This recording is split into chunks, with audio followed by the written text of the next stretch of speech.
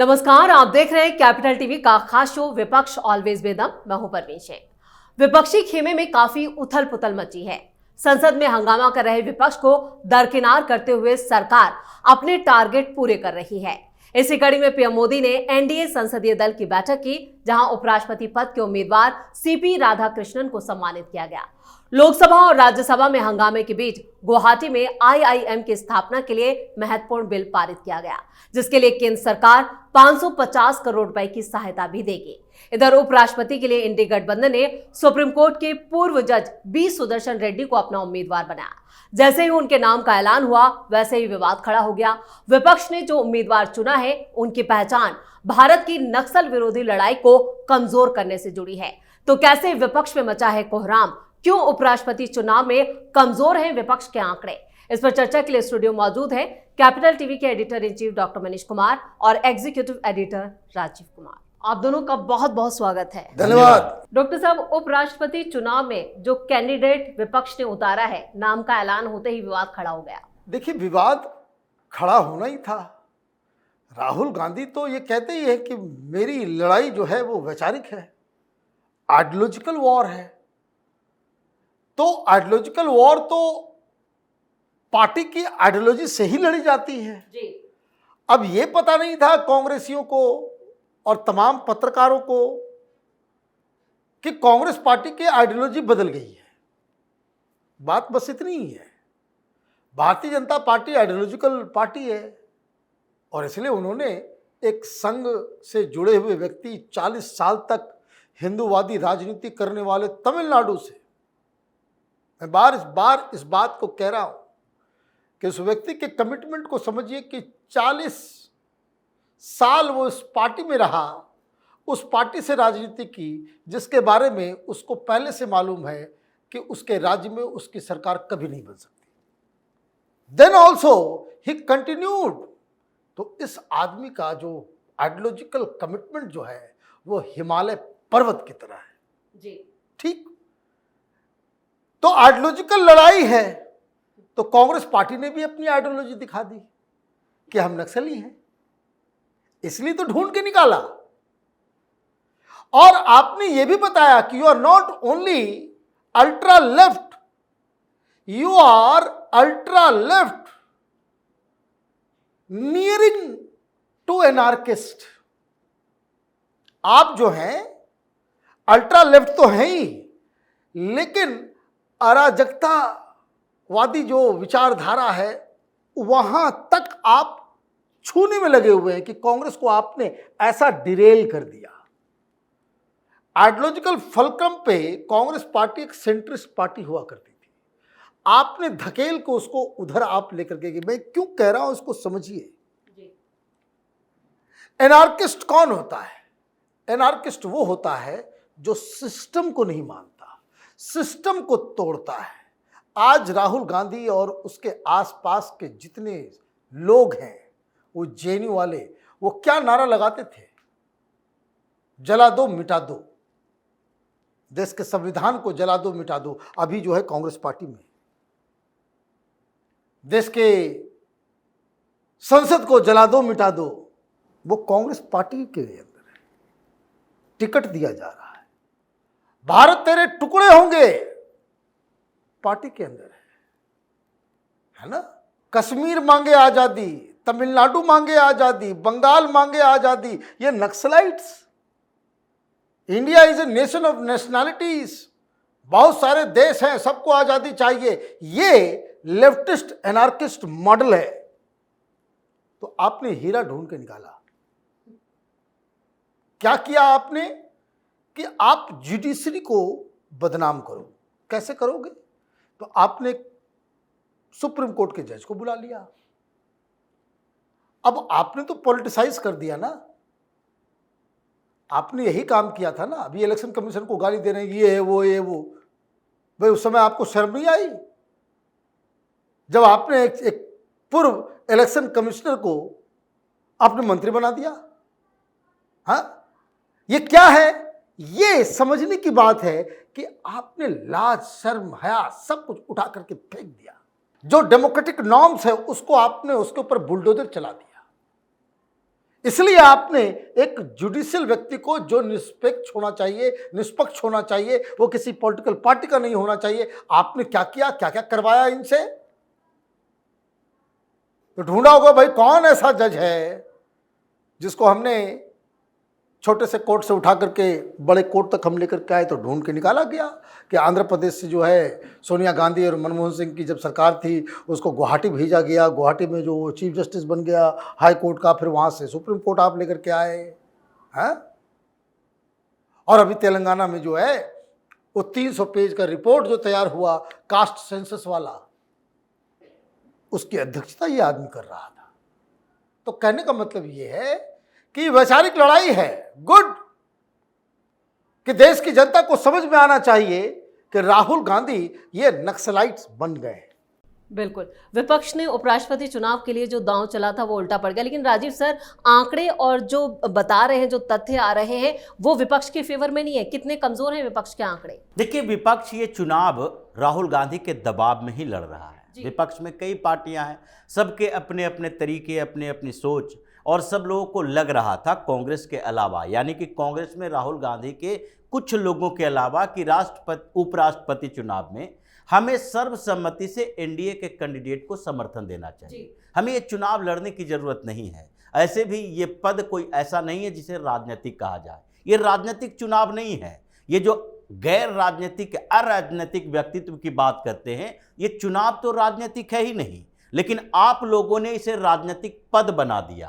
पहले इन लोगों ने गवर्नर के पद को बदनाम किया, वो भी राजनीतिक पद नहीं है, उसको भी बदनाम करके इन लोगों ने उसे भी राजनीतिक बना दिया। राष्ट्रपति को बदनाम करके अभी सुप्रीम कोर्ट में मामला चल रहा है, ये डीएमके ने सुप्रीम कोर्ट में याचिका दायर की, और ये राष्ट्रपति को, गवर्नर को बिल पर कितना समय मिलना चाहिए उसके ऊपर चर्चा ये लोग करवा रहे थे। और उसमें भी जो सुप्रीम कोर्ट में सुनवाई हो रही है, उसे ये लोग कह रहे हैं कि नहीं नहीं, ये सब राजनीतिक पद है, ये गवर्नर केंद्र सरकार का एजेंट होता है। ये ऐसी भाषा का उपयोग किया जा रहा है। इसलिए एसजी मेहता ने जो एफिडेविट सुप्रीम कोर्ट में दायर की, और जिसमें केंद्र सरकार की बात कही गई थी, सीधे तौर पर कहा गया कि ये आपके अधिकार क्षेत्र में नहीं है, ये सुप्रीम कोर्ट के अधिकार क्षेत्र में नहीं है कि आप राष्ट्रपति को या फिर गवर्नर को इस बात के लिए आप टाइमलाइन दें कि वो कब इनके ऊपर फैसला लें।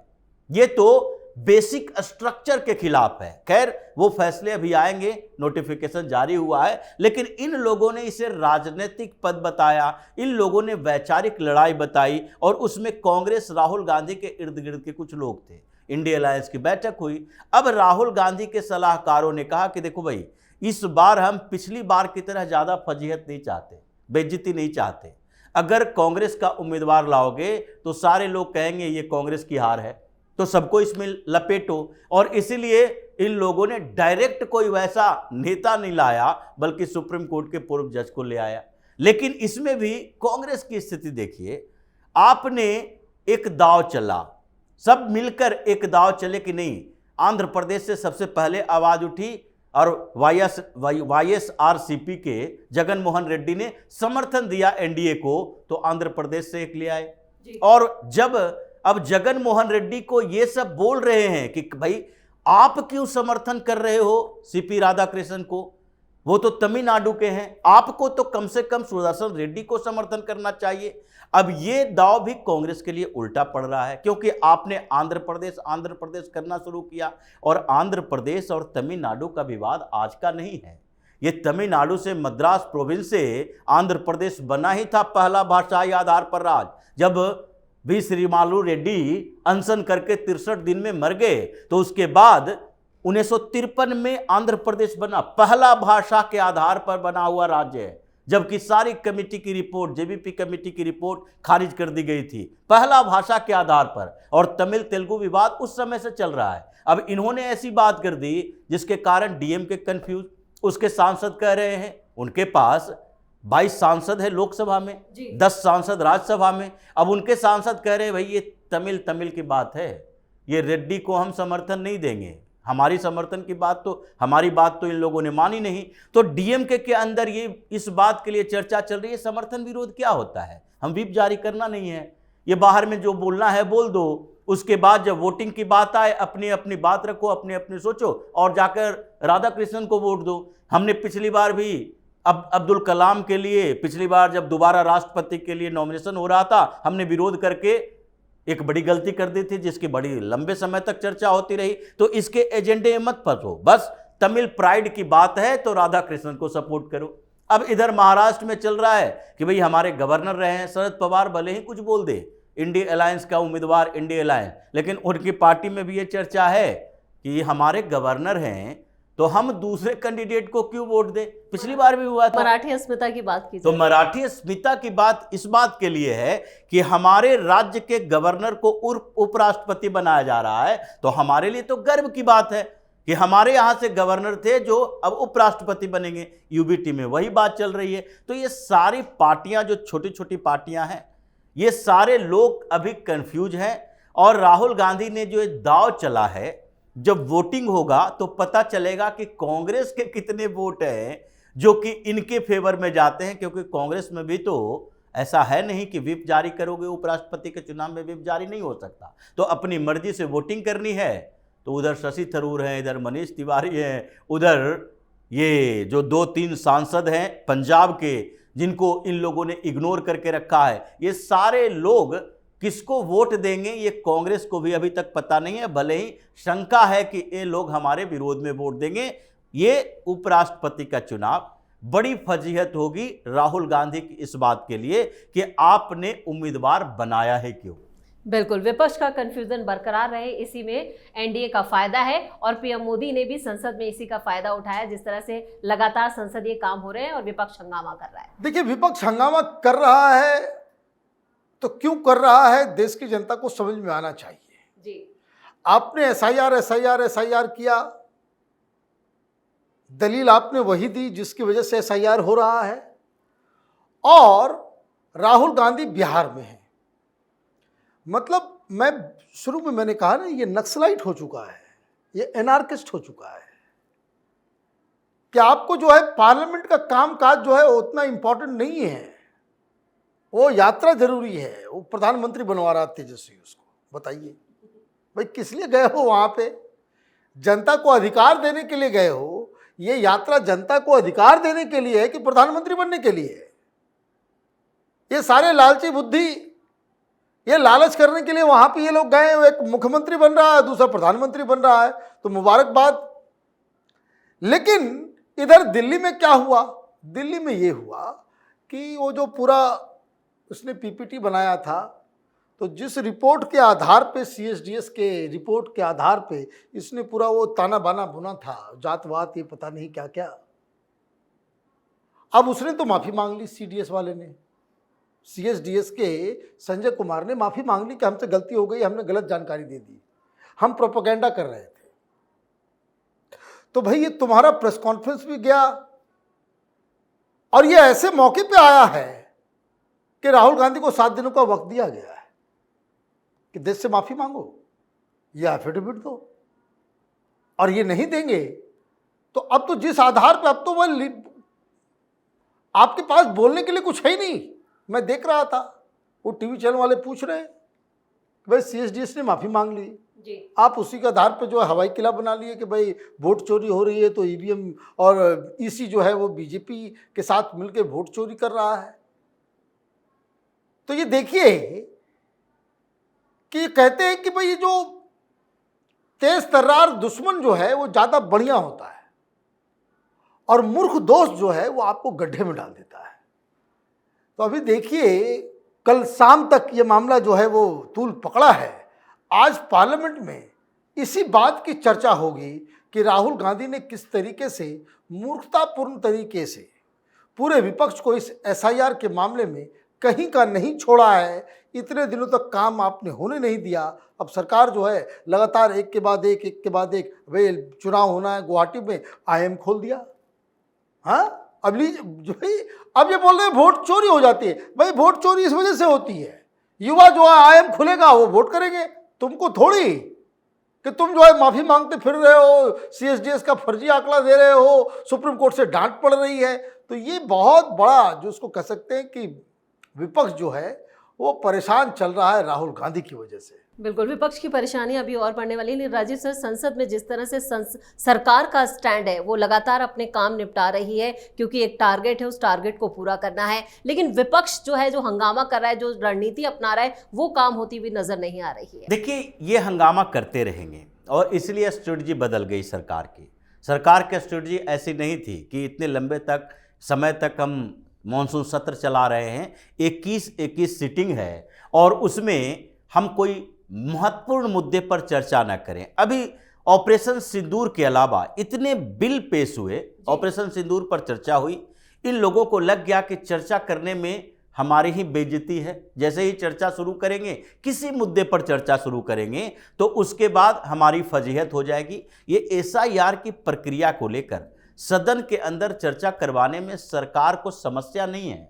इस बात की समस्या नहीं है कि सरकार कहीं बैकफुट पर ना आ जाए, बल्कि समस्या है ये कानूनी, ये लीगल मामला है कि अगर सब जुडिस मैटर है तो हम कैसे उसके ऊपर चर्चा करवाएं।